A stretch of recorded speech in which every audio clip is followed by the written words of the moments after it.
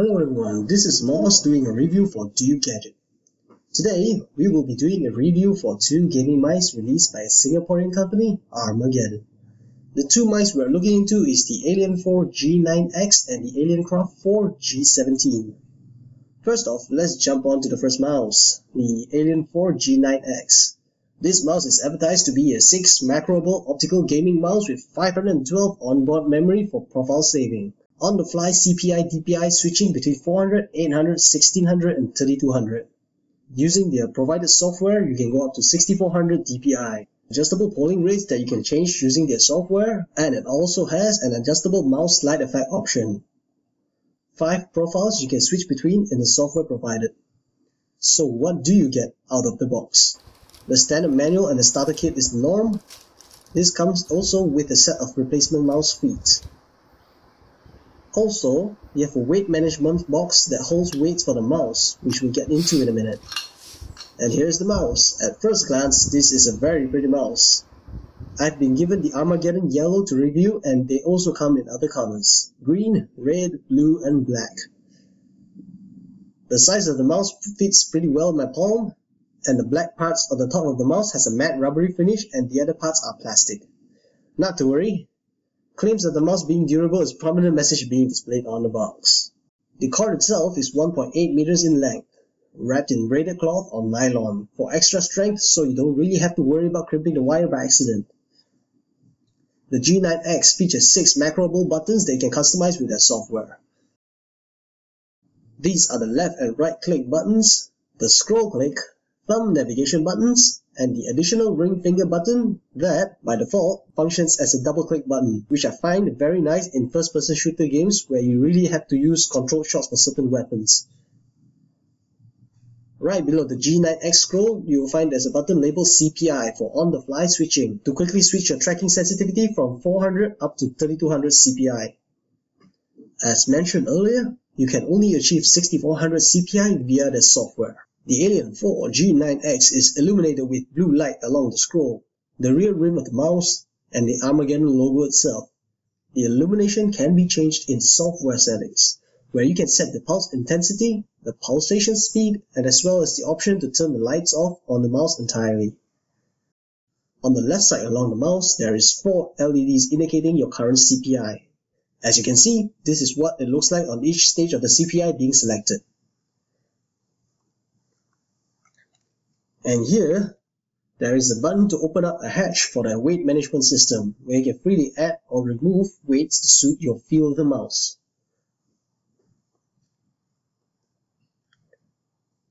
The underside of the G9X is slapped with 4 Teflon mouse feet, together with an illuminated Armageddon logo, and pretty much labels everywhere.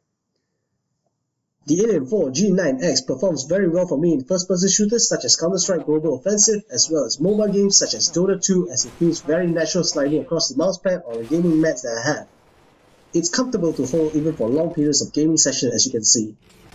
For the purpose of the test, I've used the mouse continuously for 3 to 4 days at a time, and I have to say, for a $50 gaming mouse, this is about the best value you can get for that price range. But can Armageddon do better with a mouse with a bigger price tag? Let's see. This is the Alien IV G17.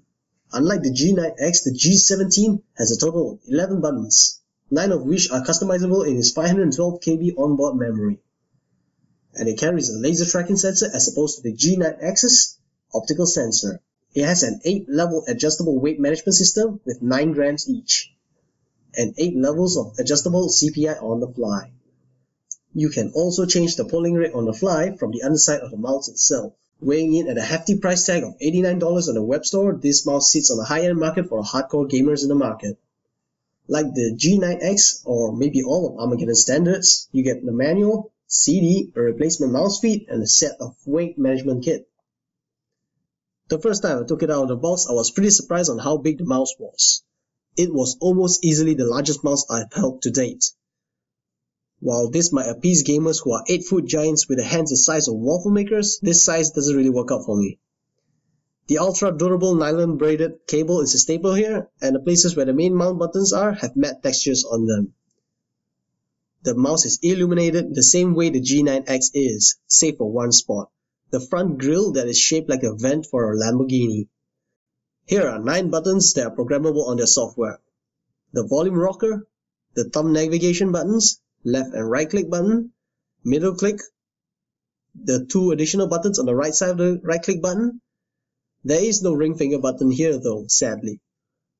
Right below the scroll sits the Cpi Switcher button. This button functions differently from the Cpi switches for the G9X.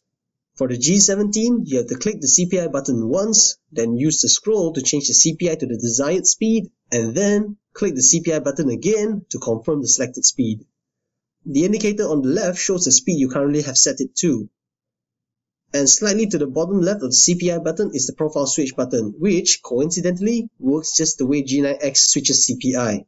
Each click toggles the next profile set in the mouse.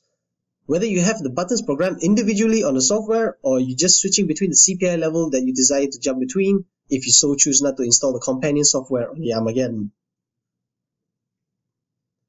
On the other side, you can see the G17 is running on the laser sensor, which doesn't shine the red death ray that the G9X seems to blind you with if you stare at it for too long. Even though it's marketed to be a more precise mouse sensor, I can't seem to get it to work with my Razer mousepad or the Alienware pad that I have. Something about grainy surfaces just doesn't seem to work with this mouse for me. And to the right of the sensor, you can see the polling rate switch, which you can switch between 125, 500 and 1000 Hz to adjust the response rate for your mouse. Most manufacturers nowadays do put 1000 Hz as the maximum available polling rate, but personally, and being backed up by a few findings on my own, I don't see much difference between 500 and 1000 Hz in polling rates. But that might just be me. And here is the release latch for the weight management system.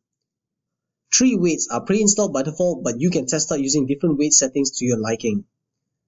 Playtesting with the G17 proved to be difficult because I have really hard time getting used to the bulk of the mouse.